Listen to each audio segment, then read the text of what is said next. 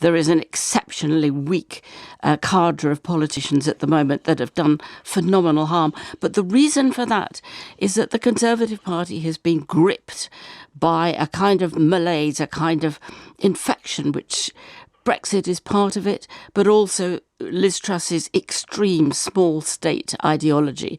I totally agree with Polly about that Brexit, Europe, the issue of Europe has been allowed to poison our politics.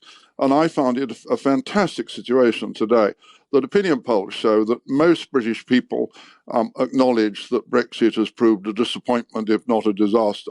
Yet nobody on either side of the House of Commons has the courage to say that. It's unmentionable for Conservatives. And even Keir Starmer won't say what most of us believe, that we've got to find a way of getting back into the single market. I'm enjoying this outbreak of agreement between the two of you, but I don't want to relitigate Brexit. I do just want to say a majority of the British public voted for it.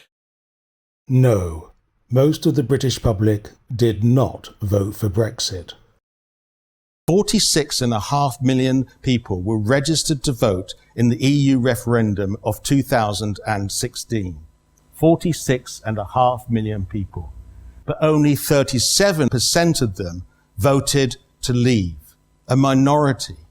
And in those that didn't include people who voted Remain and people who didn't vote.